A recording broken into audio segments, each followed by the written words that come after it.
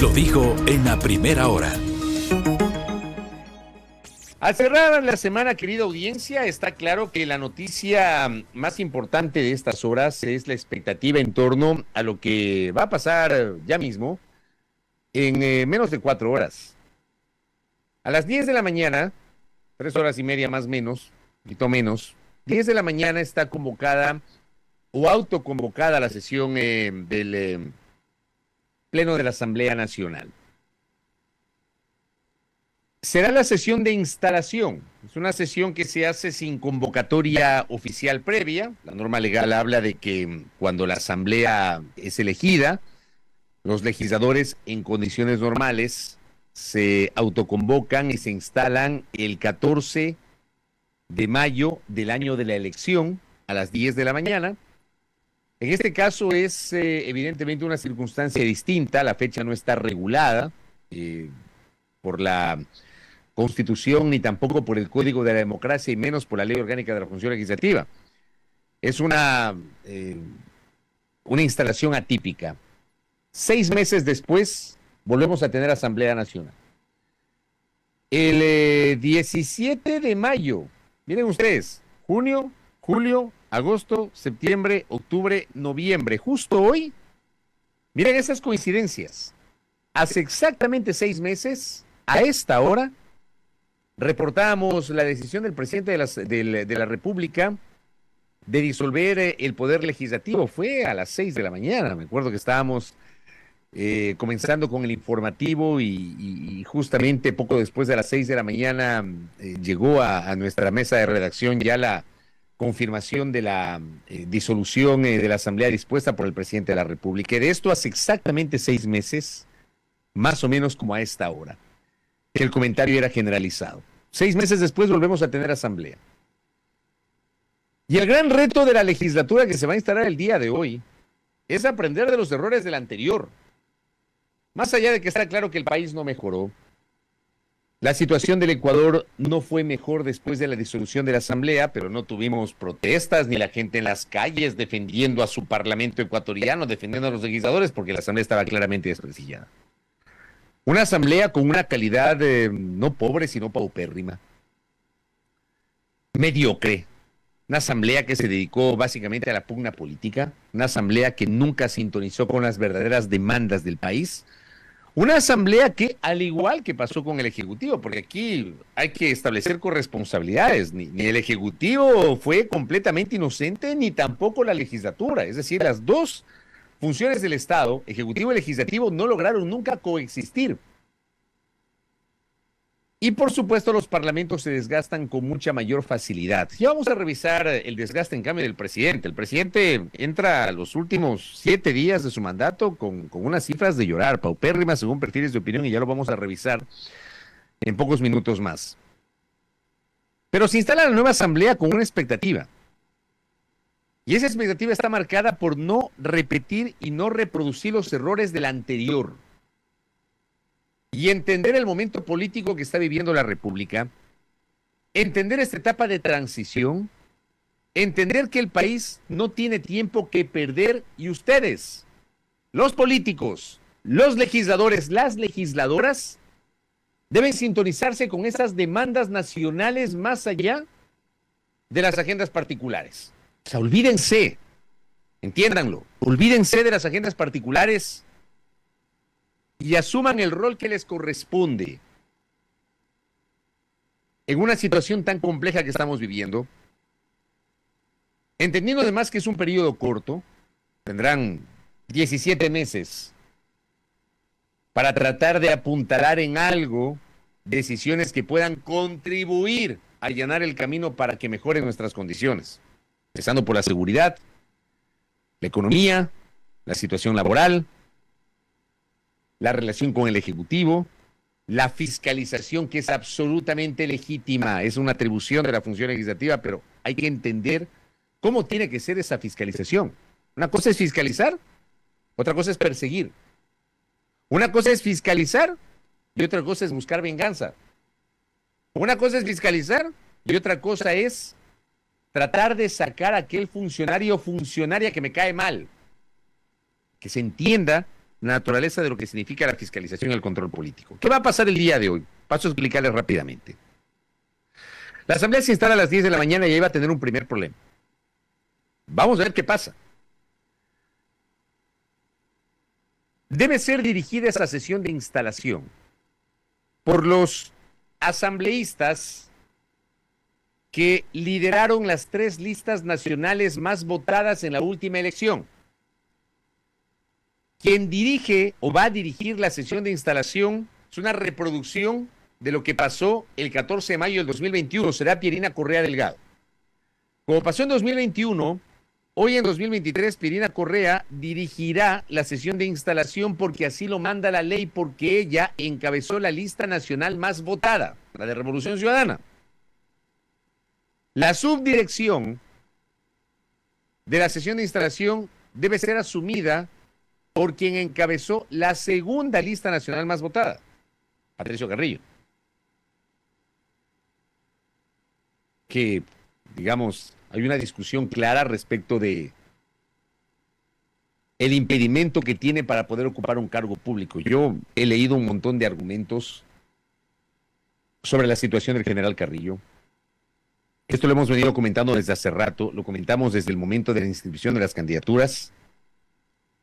El general Carrillo no tenía impedimento para ser candidato porque no perdió nunca sus derechos políticos. El general Carrillo en febrero pasado fue censurado por la Asamblea Nacional y ya había dejado el Ministerio del Interior. Recuerden ustedes que él fue ministro del Interior y que en septiembre del año anterior fue separado de sus funciones tras el femicidio de María Belén Bernal Otavalo ocurrido en la Escuela Superior de Policía de Puzuquí, general Alberto Enríquez Gallo. Presidente Lasso, al regresar al país luego de un viaje al exterior, uno de los tantos viajes que tuvo al exterior, acuérdense ustedes que hubo esa puesta en escena horrorosa en la pista del aeropuerto Mariscal Sucre, acompañado de su señora esposa, donde el presidente reaccionó ante el femicidio de María Belén Bernal y anunció públicamente la separación del general Carrillo. Octubre, noviembre, diciembre, enero, febrero. 5 meses después, la Asamblea Nacional llevó a juicio político al general Carrillo y lo censuró, si mal no recuerdo, con 105 votos a favor. Se necesitaban 92 por su condición de exministro, pero ya no se aplicaba la destitución porque ya no ejercía el cargo. Pero con la censura, automáticamente se activa una prohibición para ocupar un cargo público durante los siguientes 2 años, los años posteriores a la censura. Eso dice la norma, eso dice la ley orgánica de la Función Legislativa. 2 años. Se supone que ese impedimento lo mantendrá hasta febrero del año 2025. Al día de hoy, el general Carrillo, desde mi punto de vista, no puede asumir el cargo, no puede asumir la función de legislador por ese impedimento. Porque es facilísimo, ¿no? Uno ingresa, pone los datos del general Carrillo en el sistema del Ministerio de Trabajo y se va a encontrar con que tiene impedimento para ocupar un cargo público. Y ese es un documento que hay que presentarlo conjuntamente con la cédula de ciudadanía, la hoja de vida, la declaración juramentada de inicio de gestión de la Contraloría General del Estado que se hace en línea, etcétera. Creo que también se llena un documento que debe ser notariado en donde se establece que no se cae en la figura del nepotismo. Y hay que presentar el certificado de no impedimento del Ministerio de Trabajo. Si usted tiene impedimento, usted no puede ocupar un cargo público. Y esa es la discusión, por lo cual el general Carrillo presentó una acción de protección, con medidas cautelares, ante la Administración de Justicia. Si el general Carrillo finalmente no logra asumir el cargo, que yo insisto, yo creo que no puede, que estuvo hace pocos días Ismael Quintana, el constitucionalista, y coincidió, explicó que no puede. No hay forma de que el general Carrillo pueda asumir el cargo. Tendrá que principalizarse su alterna. Y la alterna del general Carrillo es la señorita Natalia Morillo. Es comunicadora, figuró en la lista como alterna del general Carrillo y ella, al principalizarse, tendrá que asumir la subdirección de la sesión de instalación. Como digo, esto seguramente va a generar una discusión hoy después de las 10 de la mañana, dependiendo de lo que pase con el general Carrillo. Y tendremos a Valentina Centeno, que encabezó la tercera lista más votada a nivel nacional, la lista de ADN, será la secretaria de la sesión de instalación. Una vez que se instale, se dará paso a la lectura de varias normas reglamentarias sobre el funcionamiento de la Asamblea Nacional y la directora de la sesión de instalación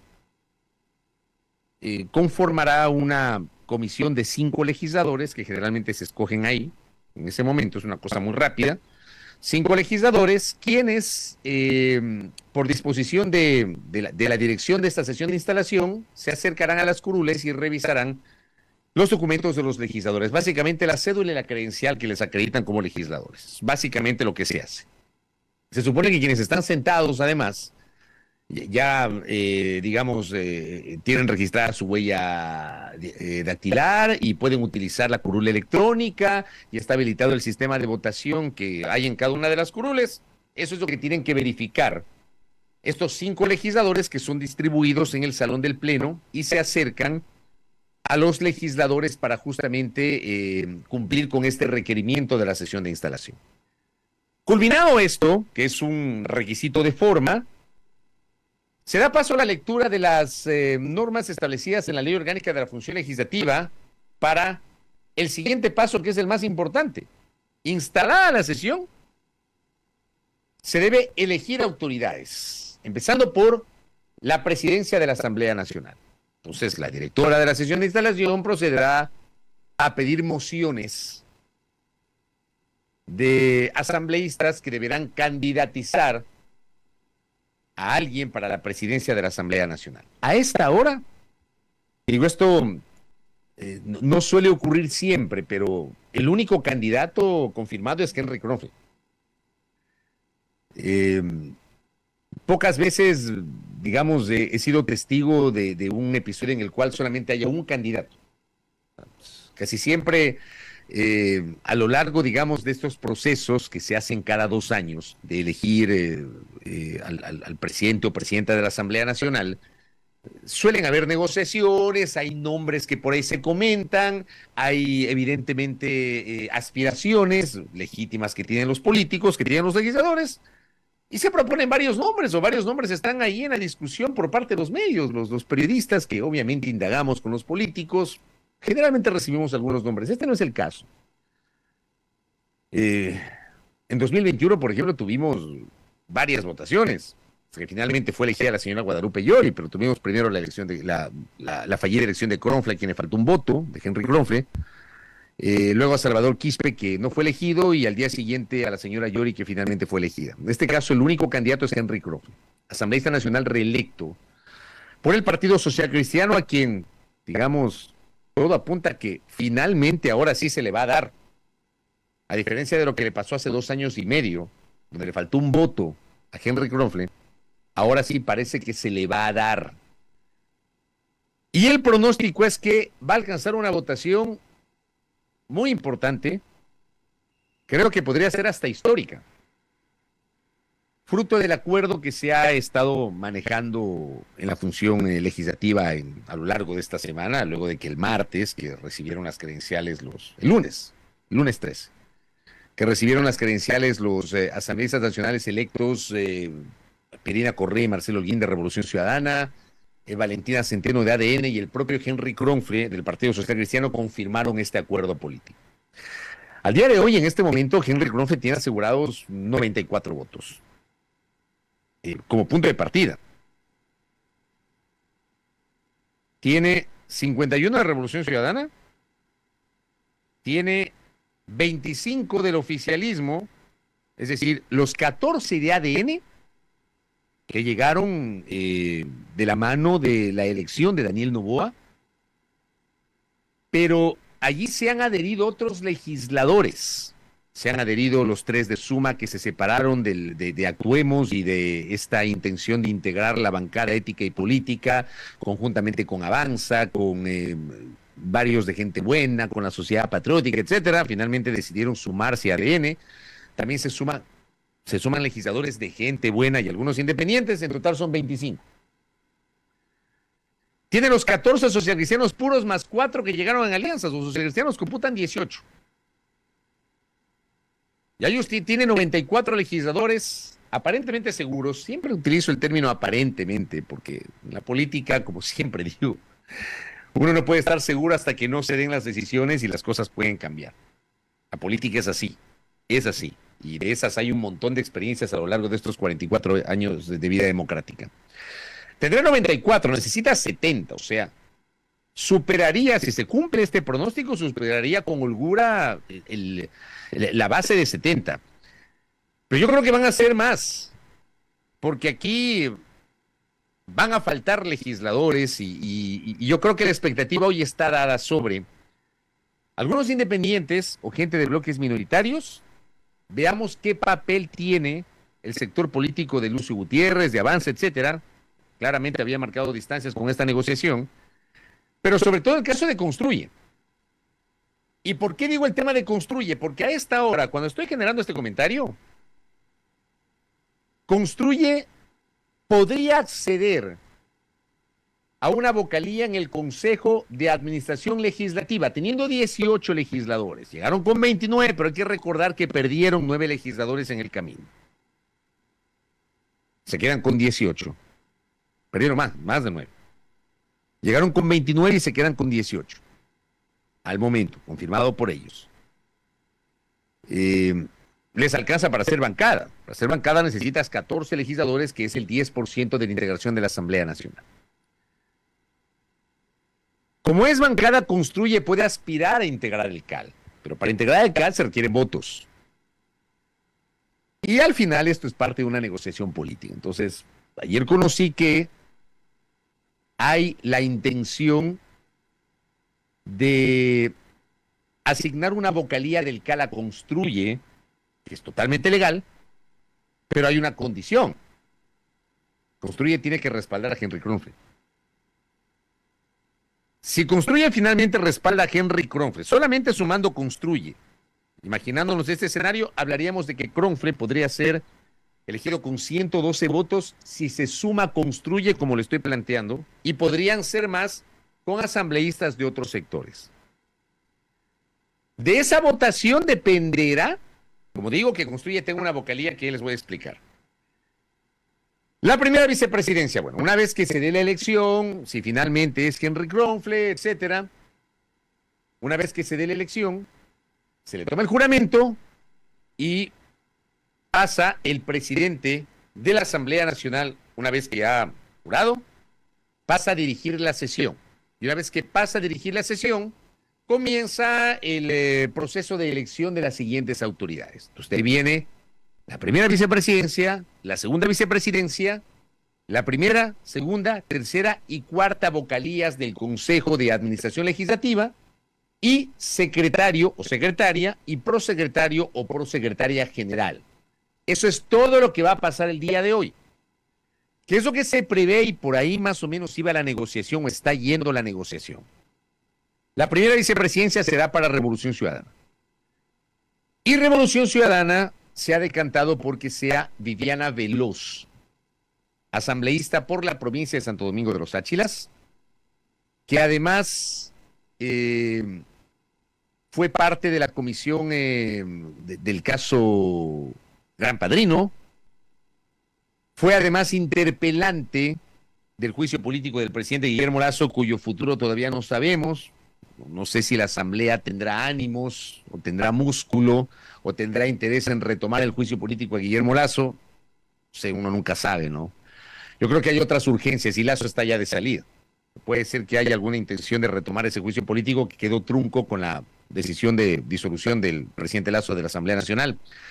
Pero Viviana Veloz sería elegida con base en este acuerdo político, primera vicepresidencia de la Asamblea, y la segunda vicepresidencia quedaría en manos de ADN, que es la bancada del futuro oficialismo, la bancada del presidente electo Daniel Noboa.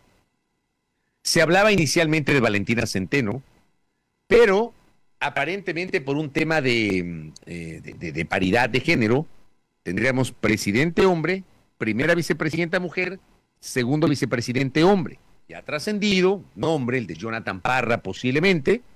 Jonathan Parra se podría convertir, él es asambleísta por Guayas, de la Alianza ADN, fue candidato a la alcaldía de Guayaquil por Mover, que es lo que antes se llamaba Alianza Países A35. Jonathan Parra podría ser la carta de ADN para la segunda vicepresidencia de la Asamblea Nacional. Luego tenemos el CAL.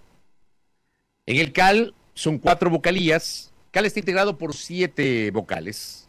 Presidente, las 2 vicepresidencias y 4 vocales adicionales. Cada vocal debe representar a una bancada política, legalmente reconocida. Revolución Ciudadana tendrá, aparte de la segunda vicepresidencia, de la primera vicepresidencia, una vocalía en el CAL. Ayer yo publiqué en mi cuenta Twitter que había sonado el nombre de Gisela Garzón. En la noche recibí una información de que Gisela Garzón lo que va a hacer es mocionar a Esther Cuesta, asambleísta que representa a los ecuatorianos residentes en Europa, Asia y Oceanía, como la representante de Revolución Ciudadana al Consejo de Administración Legislativa. Entonces, sería Esther Cuesta. Habló de lo que ha pasado hasta anoche. Los socialcristianos tendrían una vocalía en el CAL, aparte de la presidencia, una vocalía. El vocal de los socialcristianos sería Jorge Acaiturri, exconcejal de Guayaquil, asambleísta de la provincia del Guayas.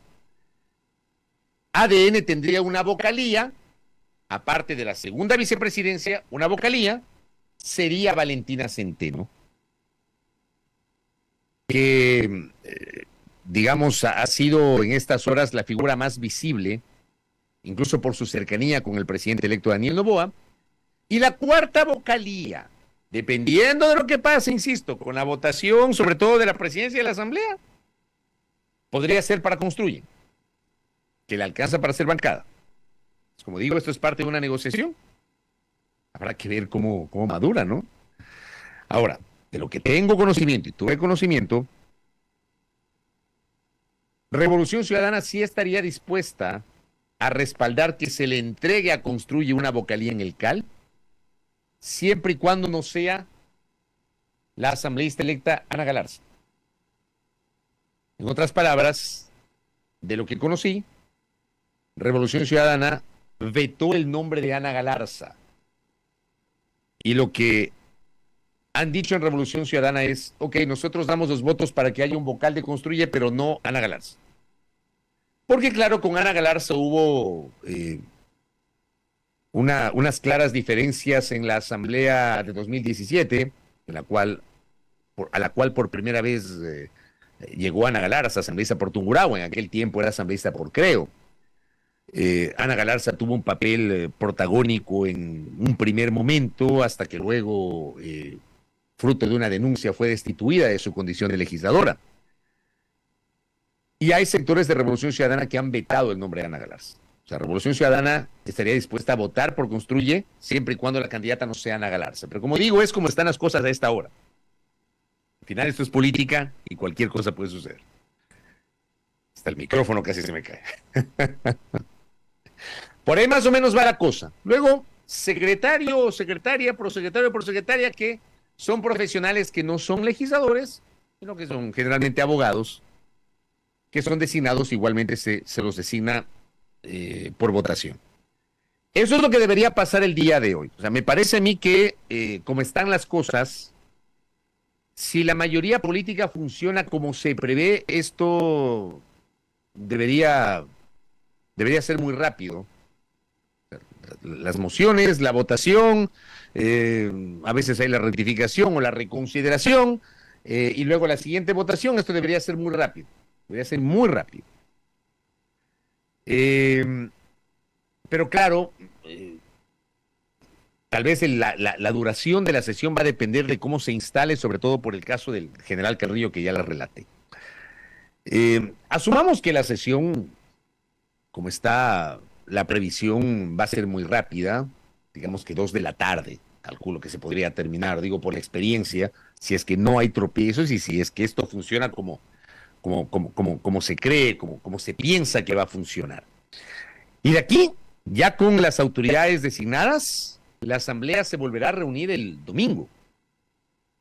Todavía no tengo confirmación de la hora, eso va a depender de lo que pase el día de hoy, pero se prevé que el domingo se reúna sería la primera sesión formal.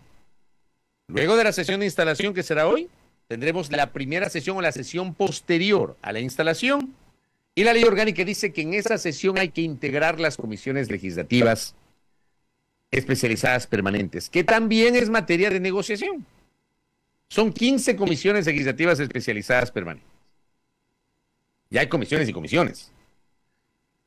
Entiendo que las presidencias de las 15 comisiones se van a repartir o se van a distribuir entre Revolución Ciudadana, Partido Social Cristiano y ADN. Al menos tengo algunas confirmaciones sobre presidencias. En el caso de ADN, de acuerdo a la negociación política y con base en este acuerdo, ADN presidiría las comisiones de régimen económico, de desarrollo económico, de relaciones internacionales y de soberanía integral. Esas 4 comisiones serían presididas por ADN. Las 2 económicas tienen una importancia superlativa dentro de la visión que en esa materia tiene el gobierno del presidente Noboa. Además, Daniel Noboa, cuando fue legislador, presidió la Comisión de Desarrollo Económico.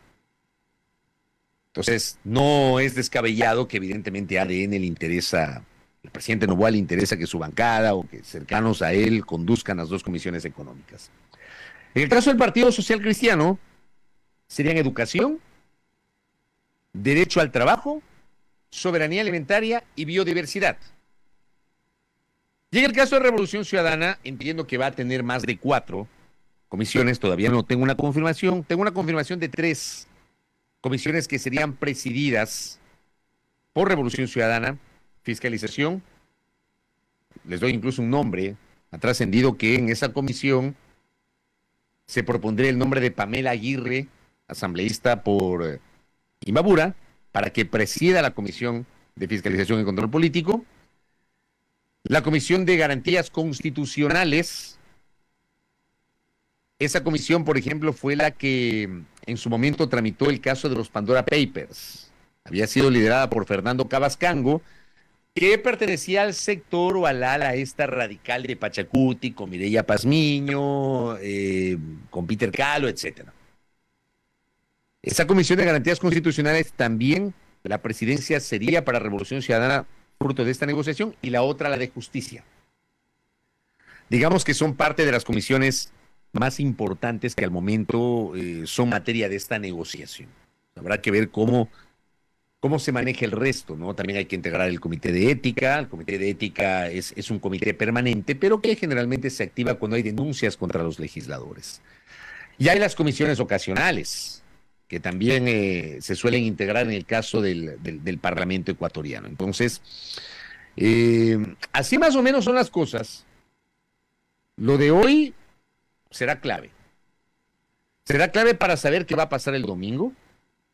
Y de lo que pase viernes y domingo, digamos que ya más o menos tendremos una idea de cómo va a comenzar a funcionar la Asamblea Nacional. Ahora, yo les he hablado de estos acuerdos con base en una distribución netamente administrativa de la Asamblea Nacional. A esta hora, cuando genero este comentario, veamos qué pasa en el resto del día. Pero a esta hora, salvo mejor criterio de mi audiencia, yo no tengo ningún tipo de referencia de cuáles son los detalles adicionales o los detalles más importantes de un supuesto acuerdo de gobernabilidad entre el legislativo y el ejecutivo. O sea, la agenda legislativa, la agenda de fiscalización. Básicamente nos hemos circunscrito estos días a conocer las negociaciones sobre la distribución de autoridades. Son negociaciones normales. A veces nos escandalizamos en el Ecuador porque, y de esto no tenemos la culpa los ciudadanos, ¿verdad? No tenemos la culpa los ciudadanos, la culpa la tienen los políticos. Porque los políticos históricamente no han tenido esta disposición a transparentar el sentido de los acuerdos. Vean, no se vayan tan lejos, vamos a 2021. Al 15 de mayo del 2021. Cuando nos dijeron que el gobierno había logrado un acuerdo de gobernabilidad con Izquierda Democrática, con Pachacuti, que eligieron a la señora Yori con 70, y a Virgilio Saquicela, que inicialmente era del BAN, como primer vicepresidente, y a la señora Bella Jiménez de la Izquierda Democrática como segunda vicepresidenta, distribuyeron el Consejo de Administración Legislativa, dejaron fuera a los socialcristianos, eso pasó. Les pasó hace 2 años y medio a los socialcristianos, que habían sido aliados de gobierno en campaña, pero luego con la ruptura los dejaron afuera de todo. Y después hubo la distribución de las comisiones legislativas. Incluso en una comisión hubo tropiezos. En una comisión no se respetaron los acuerdos. Fue la Comisión de Régimen Económico. Porque la negociación previa, para que vean que ese acuerdo había sido pegado con saliva, como se dice popularmente. En esa comisión, el acuerdo era que el presidente de la Comisión de Régimen Económico sea Diego Ordóñez, asambleísta del oficialismo. Y hubo una suerte de golpe de Estado en la comisión y fue elegida Mireya Pazmiño como presidenta de la mesa. Pero ese acuerdo lo presentaron como un acuerdo de gobernabilidad. Así lo presentaron. Terminó siendo un acuerdo para distribuirse la administración de la asamblea y no hubo tal gobernabilidad. De hecho, fruto de ese acuerdo, le mintieron al país diciendo que sí, que había una agenda legislativa, que no sé qué, que no sé cuánto. Al final, vean, naranjas, no pasó nada. El reto hoy es diferenciarse de eso, como dije al inicio del comentario. El tema es que a esta hora yo no he visto ningún tipo de documento, ni tengo certeza de cuál es la agenda legislativa que se ha acordado entre Ejecutivo y Legislativo para entender el momento político que está viviendo la República. ¿Que tiene que haber una agenda de legislación? Por supuesto. Empezando por hacer una revisión rápida de los 500 y pico de proyectos de ley que hay en la Asamblea, algunos de los cuales tienen que ser aprobados y están listos ya para el segundo y definitivo debate. La ley de riesgos, por ejemplo, la enmienda constitucional para la participación complementaria de Fuerzas Armadas con la Policía Nacional en tareas de seguridad sin necesidad de estado de excepción, por mencionar otro ejemplo, y así por el estilo. ¿Qué va a pasar con el Código Orgánico de la Salud? Porque ya pasó el año del veto total dispuesto por el presidente Lenín Moreno en su momento, para que la Asamblea, si así lo quiere, vuelva a poner en la agenda el Código Orgánico de la Salud y votarlo. No hay cómo reformarlo. O si no, reformularlo a través de la elaboración de un nuevo proyecto de ley, no sé. Pero son cosas que están allí. Y la agenda de fiscalización, entendiendo que primero tienen que evacuar aquellos procesos que quedaron pendientes del periodo anterior. Porque hay varios ministros, varios funcionarios sobre los cuales se plantearon pedidos de juicio político y que están allí. Y en el caso de fiscalización, esto es por orden cronológico. Pero yo esa agenda no he visto y esa es la parte que a mí en lo personal más me preocupa. Hago votos porque el día de hoy la sesión demuestre por lo menos un ápice de madurez de la clase política, que se desarrolle con tranquilidad, que comprendan el momento que estamos viviendo y que sí existimos un buen número de ecuatorianos y ecuatorianas que estamos hasta la coronilla de la bronca política. Pero así como es normal que haya una distribución de los puestos administrativos, es normal eso, que nos cuenten cuál es la naturaleza de esos entendimientos, de esos acuerdos, y cuáles son los ejes de la ofrecida gobernabilidad. Vamos a estar pendientes de aquello. Cierro el comentario a esta hora de la mañana. Gracias por su generosa sintonía. Voy a encargarle a Belkis el manejo del resto del programa. Les cuento que yo tengo que salir corriendo al aeropuerto para poder regresar a Quito. Estoy en Panamá, les contaba desde hace 3 días. Ya mismo tengo que correr al aeropuerto para justamente regresar. Creo que no voy a alcanzar a estar a tiempo para la sesión del Parlamento ecuatoriano, pero bueno, primero la obligación con la radio y con ustedes, querida audiencia. Primera plana. Todas las noticias, todas las voces.